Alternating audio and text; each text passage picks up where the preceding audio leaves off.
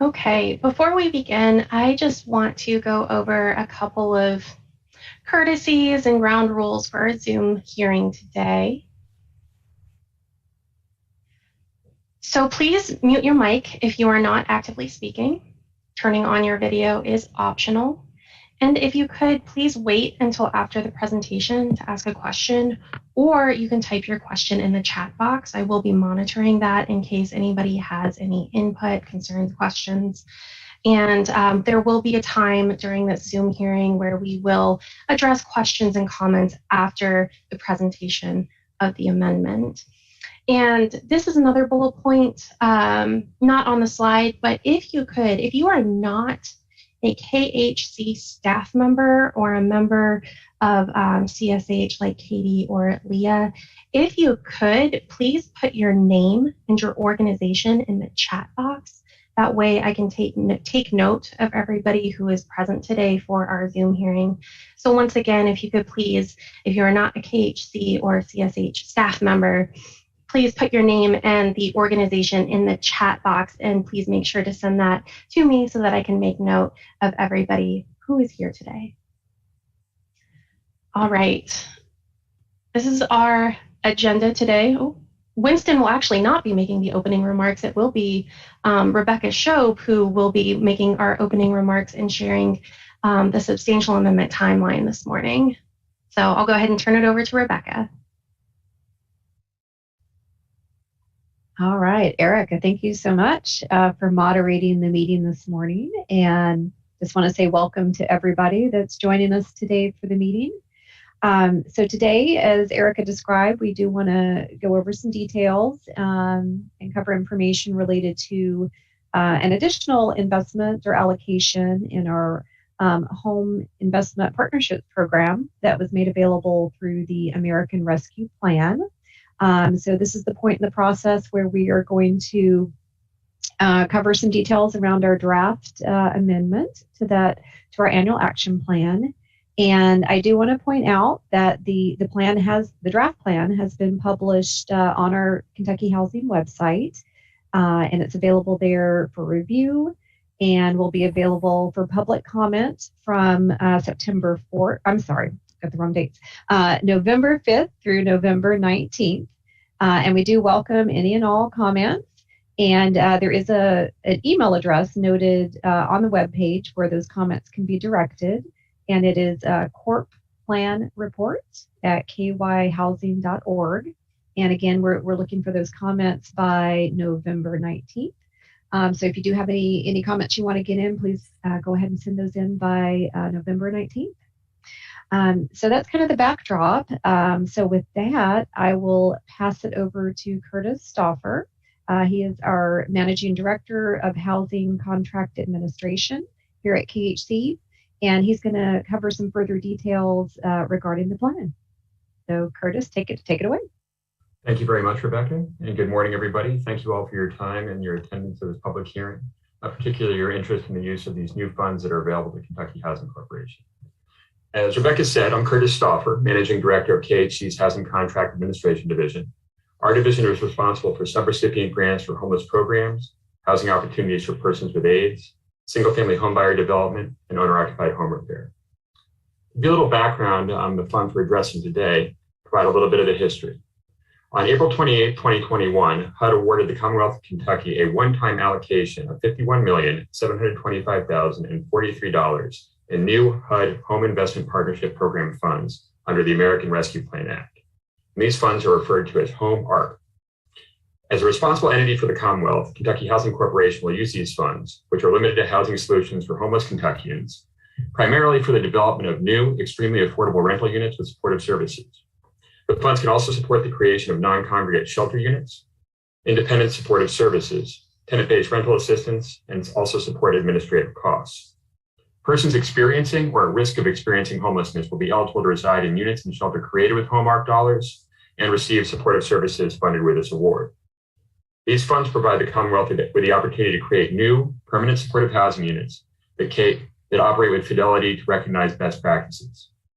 To gain permission to use these funds, KHC must submit a Home ARP allocation plan and an amendment to the 2021 Action Plan to HUD. Today's public hearing will review the plan and initiate the public comment period, which ends, as Rebecca noted, on November 19th. Because of permanent supportive housing that can be developed with these funds is a type of housing with which KHC and its development partners had little experience, KHC sought to engage a technical assistance provider and selected the Corporation for Supportive Housing, or better known as CSH, based on a competitive request for proposals. Founded in 1991, CSH is the nation's leading expert on supportive housing for persons experiencing homelessness. They provide services in 48 states that include training, consulting, policy analysis, and technical assistance. For more than a decade, CSH has provided annual technical assistance to housing finance agencies like KHC, including our partners in Ohio and Indiana. And that TA is focused on creating and advancing a pipeline of supportive housing in those states. They use their supportive housing initiative model to help developers and their nonprofit service providers create strong proposals for permanent supportive housing developments, seeking low-income housing tax credits and other competitive funds. In addition to assisting KHC with developing our Home ARP program, CSH will also provide technical assistance to developers and their supportive services partners seeking to develop permanent supportive housing units using Home ARP monies. And as a little background, as I mentioned, these funds were awarded in April, but our friends at HUD did not issue guidance for the use of these Home ARP dollars until September 13th, 2021, which enabled us to rapidly initiate our planning and allocation processes in partnership with CSH. We've conducted key stakeholder engagement since the initiation of the HUD guidance, including speaking with folks experiencing homelessness to get their recommendations how to best utilize these dollars as we work to develop this allocation plan that will be presented today. We hope to have HUD approval of this plan by the start of 2022 so we can align the awarding of Home ARP funds with KHC's other multifamily development resources, including low-income housing tax credits, 4% bonds, National Affordable Housing Trust Fund dollars, Kentucky Affordable Housing Trust Fund dollars, and our annual Home Investment Partnerships formula allocation. Standalone supportive services grants, if issued, will be administered by the KHC Homelessness Programs team. And with that, I'd like to turn the presentation over to Katie Kitchen, who is director of CSH's Kentucky, Ohio, and Tennessee programs. And she'll provide an overview of the KHC proposed Home ARP allocation plan. Katie? Thank you so much, Curtis. And Erica, you can go ahead and advance to our first slide. We thank you, first off, for the many of you who I have noticed are joining this call today for the participation that's occurred over the last couple months. We were very grateful and appreciative of the 27 different sessions that we've been able to hold to hear input from a varied group of stakeholders with representing all parts of the state and all different activities that are possible through the Home ARP allocation.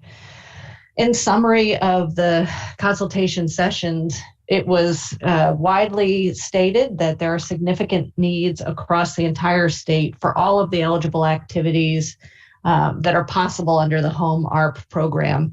As we described in the consultation sessions, the eligible activities are the creation of affordable and supportive housing, tenant-based rental assistance, supportive services, and the creation of non-congregate shelters. So again, we heard a great amount of need for all of the different activities that are possible in all corners of the state.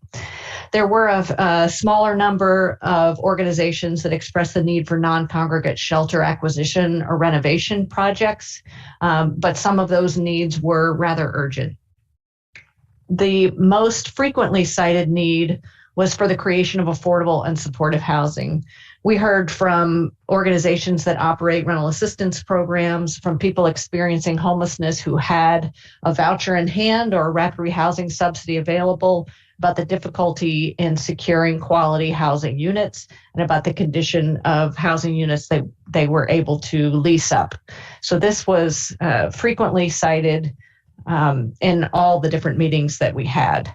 We also heard from organizations that operate supportive housing in Kentucky that was underfinanced. So either insufficient capital funding as a building was renovated, insufficient operating subsidy to support those units, and insufficient supportive services to make sure that the tenants have the resources and support they need to maintain housing.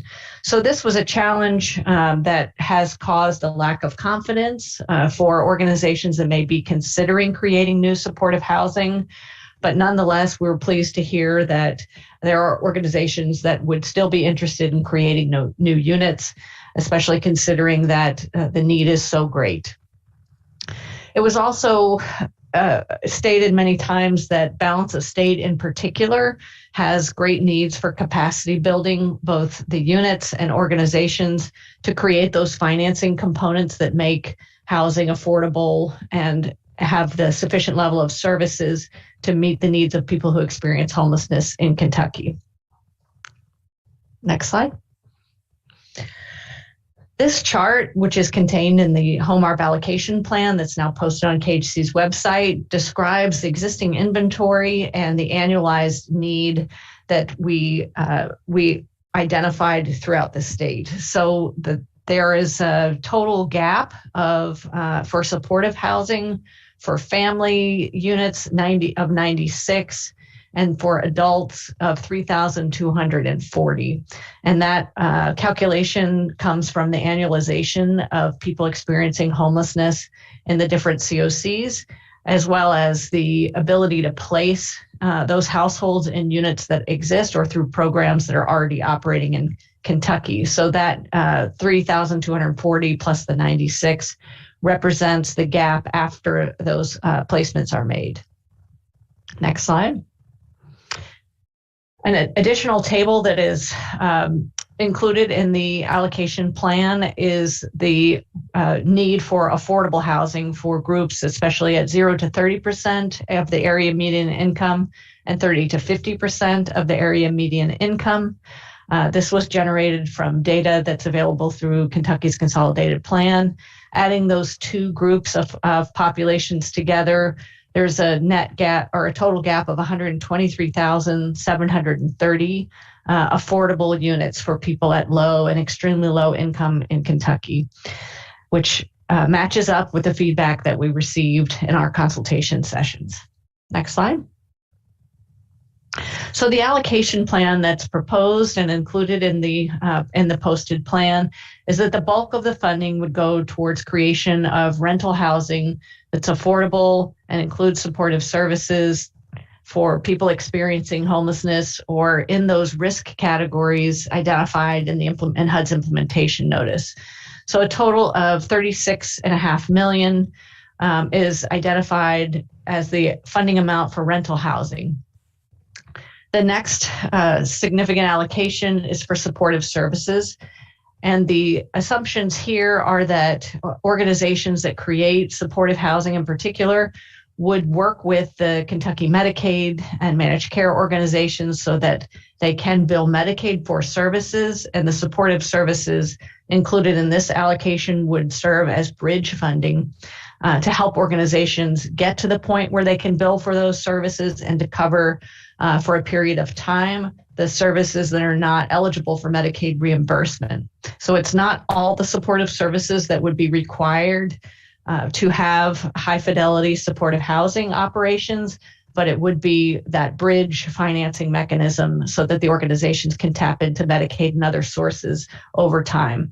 Of course, the Home ARPA allocation is not a permanent source of funding. This is a one-time allocation that's able to be used through 2030. So it makes sense that this would be bridge financing approach so that these other sources can be brought to the table. Then there's a component of administration. KHC has to perform compliance activities for the full budget period, and this allows funding for KHC to perform those activities. And the compliance activities have to be for all types of awards that are made through Home ARP. Last but not, actually, there are two other categories I haven't mentioned. The first is the acquisition and development of non-congregate shelters.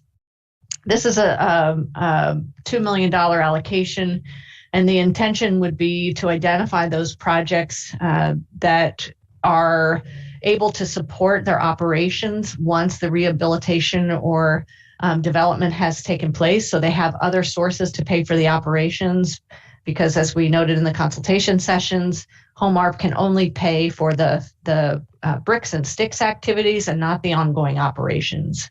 So the expectation is that KHC would put out an RFP for proposals to use these funds for the creation of non-congregate shelter, and that if insufficient applications are received, those funds could be reallocated to a rental housing activity. And the last activity is around nonprofit capacity building. As we noted, this came up that there is need for both units and support to the nonprofits that are working in balance of state. This nonprofit capacity building could help cover pre-development activities and expenses, staff time needed for training, and other capacity building activities to make sure that we create a strong pipeline that meets the evidence-based practices for the housing that we're trying to create. So that is the allocation formula that is proposed. As Curtis noticed, the grand total is $51,725,043. And again, you can read more about this and the details in the allocation plan itself. Next slide. What we hope to result from this appropriation is the creation of 300 units of supportive housing. And the 300 calculation comes from an assumption that we will be able to leverage other capital financing tools, including tax credits and bonds that could be packaged through KHC's other financial competitions, the rounds in 22 and 23, or until 22, 23, and 24, until those funds are fully appropriated. But there would also be an opportunity for a Home ARP round for smaller projects that may not be appropriate or suitable for those tax credit or bond bond programs.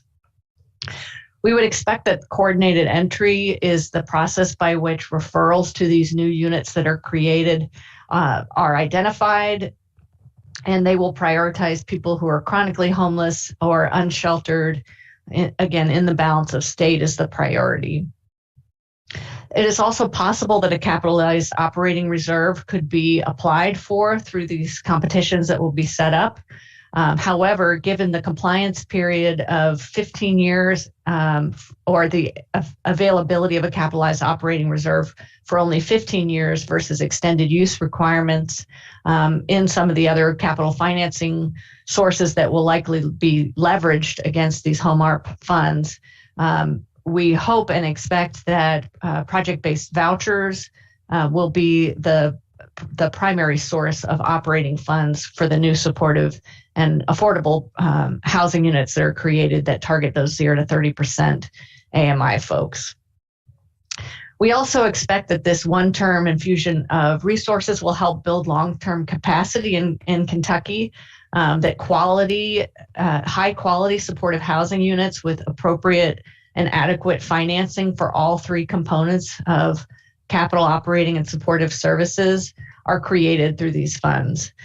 We expect that CSH will work with KHC to provide technical assistance in the pre-development as well as in the first-year operations for these new supportive housing projects so that we can ensure, again, that the units are created and financed in a way that meets the evidence-based practice for supportive housing.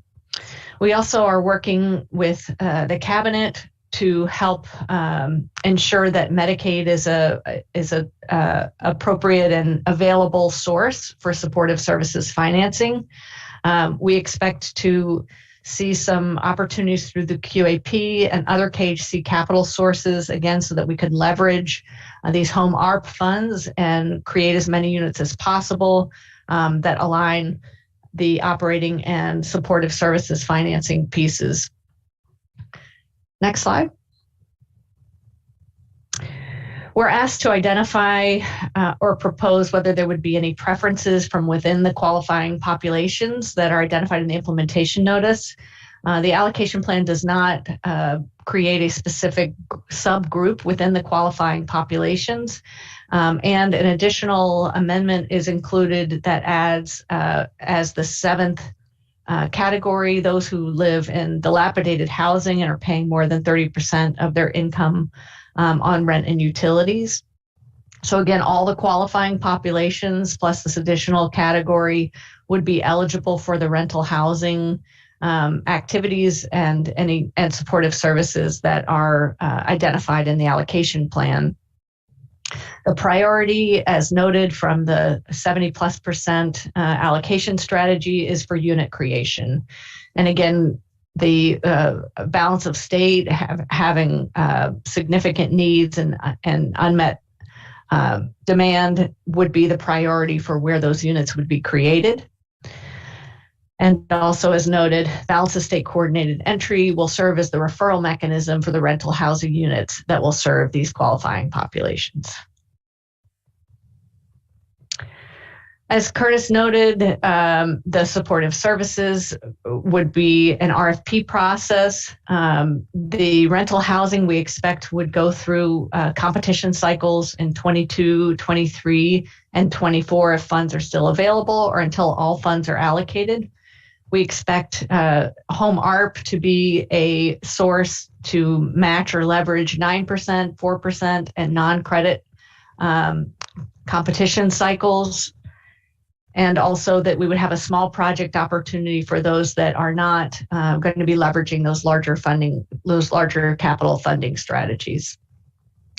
It's also proposed that the supportive services include an extension of street outreach activities that are currently funded through the Emergency Solutions Grant coronavirus funds, and that would allow the continued matching of households that are receiving emergency rental assistance funds.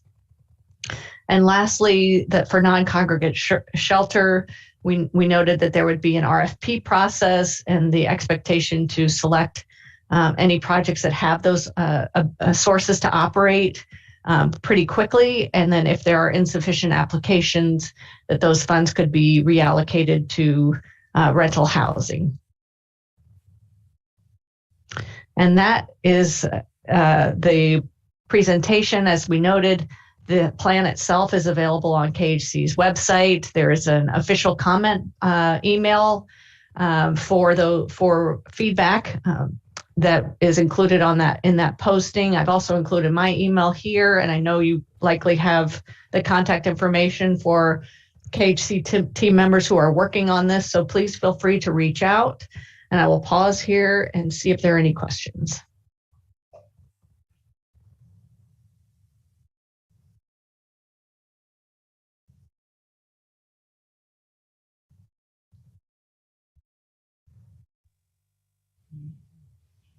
The floor is now open for any questions or comments for Katie, Curtis, anything that you want to ask. Also, if you do not feel comfortable speaking, you can also type a question in the chat box. I am monitoring the chat box right now.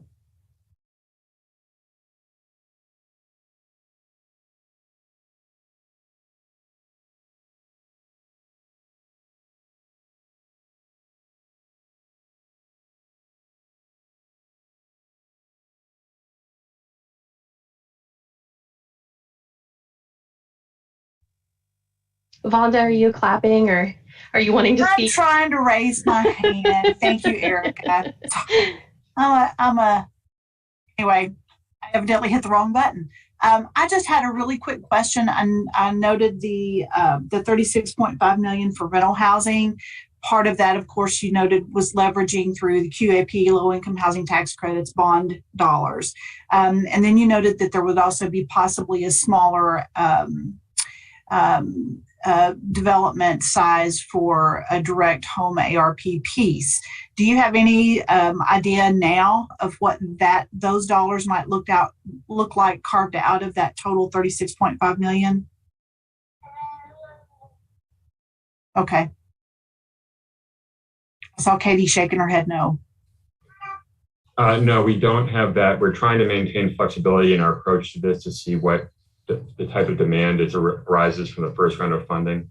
And as we will be conducting technical assistance with interested developers, I think that will help us make some of those allocation decisions.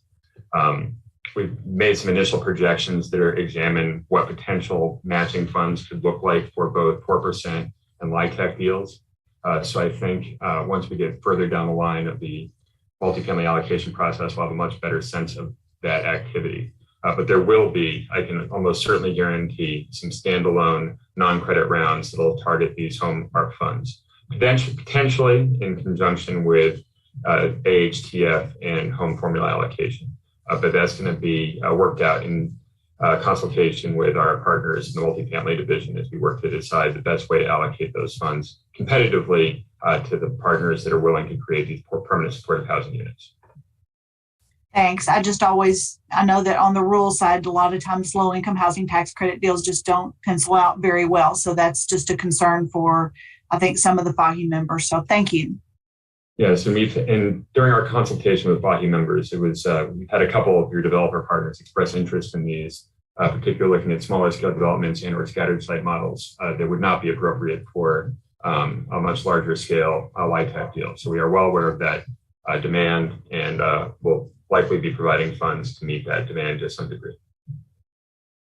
Thank you.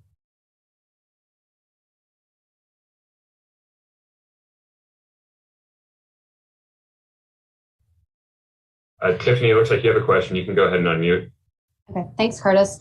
I do have a quick question. I noticed that you all said that for the new construction portion of this, that this is going to be paired up possibly with the 9% and 4% credit rounds with priorities of balance of state. Have you guys talked about going into the Louisville or Lexington area as well with these funds, or are those jurisdictions be excluded? Those jurisdictions aren't going to be excluded outright, but those jurisdictions also have their own home allocations. Therefore, we're going to be prioritizing allocations in the balance of state where no other funding is available.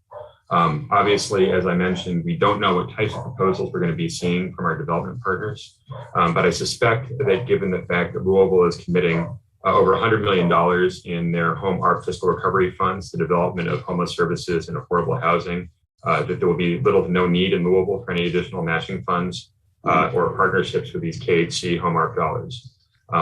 So we will not rule out any additional allocations to other participating jurisdictions, but I do not anticipate there being a great need.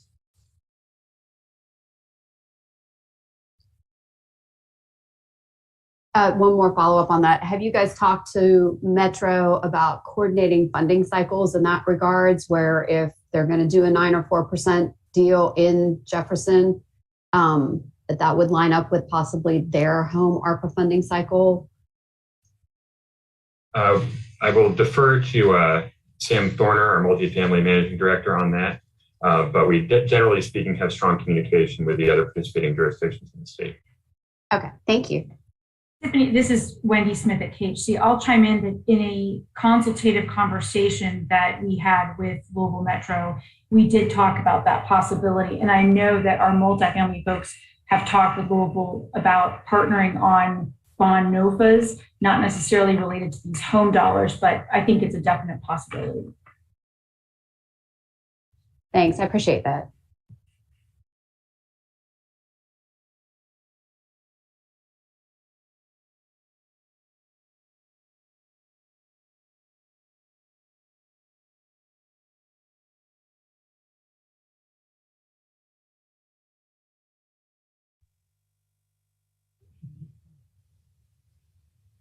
Would anybody else like to take a moment to ask anything or share any concerns? And just so you are aware, we are accepting both oral and written comments, as Rebecca mentioned at the beginning of our hearing today. So if you think of something after reviewing the plan that's posted on our website, you can definitely email us at Corp Plan Report. I will put that in the chat box for everybody for your reference. Once again, that is Corp Plan Report. And you are free to email that and any other comments that you want to share after today up until Friday, November 19th.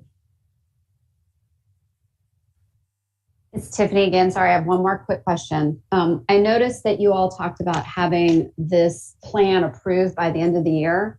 And I'm sure you can't give us any, timeframes on when you think an application cycle would actually open, but do you have any idea after how quickly after the plan is approved by HUD that you guys would open up an application round for the production side? We anticipate, should we receive approval from HUD in a timely fashion, having it follow our traditional multifamily allocation model. Okay. Any independent RFPs will, for supportive services and/or a non-credit round, will be developed in 2022 for sure. Can't speak specifically to the timeline of any smaller non-competitive non-credit proposal for development, but I anticipate that we may start seeing requests for supportive services sometime in mid-2022 perhaps, but those timelines will really be dependent on what we're hearing from potential applicants for the multifamily development funding. Thanks, Curtis.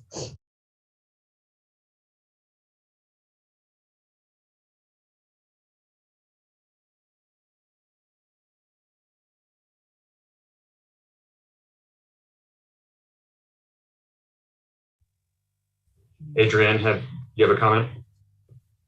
I have a question. Can you talk more about the coordinated entry process and eligibility for participating? And I may be like thinking too far ahead because we're only in the submitting the plan to HUD stage, but I guess I'm always thinking about implementation and what that will look like.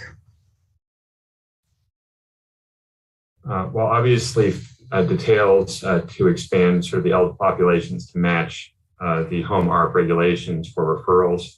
Those policies and procedures will need to be developed once those units become available. But we plan on utilizing the existing balance of state coordinated entry referral process that we currently use for folks experiencing homelessness to access permanent supportive housing as the means by which people will be referred to units that are developed. So it'll follow the same policies and procedures, generally speaking, that will be modified to accommodate the additional eligible populations for home ARP funds.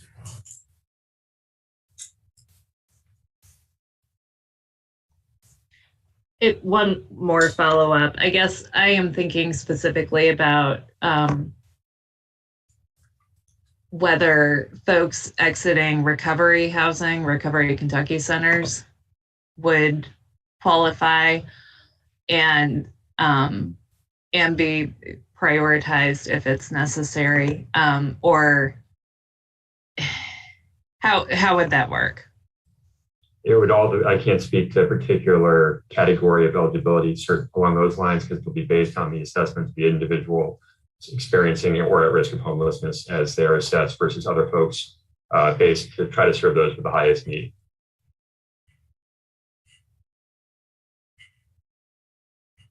But there will not be any particular populations that are eligible that are going to be prioritized aside from serving those that are most at risk.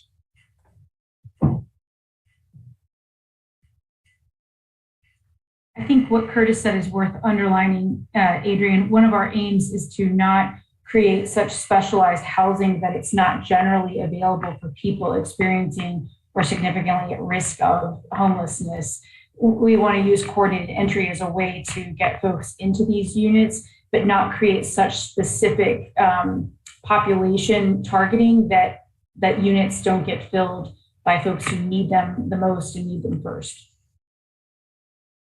And again, one thing that you're well aware of, Adrienne, that we've heard from our partners in the consultation period, there is a great shortage of units that are available to what we would call for really horrible term, more the general homeless population, which largely consists of single individuals experiencing homelessness.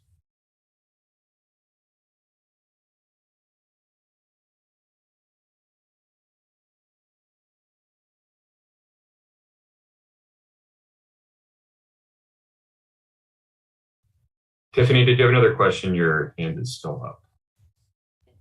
No, I just don't know how to take it down. I'm good, thank you.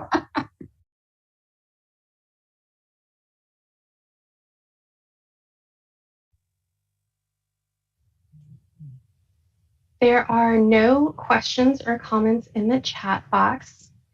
So as we near the end of our hearing today, I want to give the opportunity for any KHC leadership or our partners at CFH if you'd like to make any final comments? And if there are no final comments, then Rebecca, feel free to take us out today.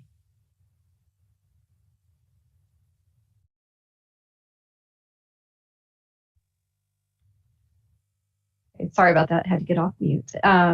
So again, just want to thank everybody for your time today and attending this hearing. And just a final reminder, we do have the draft plan published on our website. It will be available for comment through Friday, November 19th. So if you think of anything additional, any comments, please go ahead and email those to us. And with that, I think we'll conclude our hearing today. Thanks, everyone. Thank you, everybody.